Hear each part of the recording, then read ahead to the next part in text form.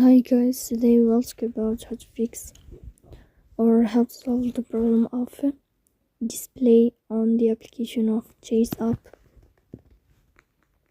You will click on settings.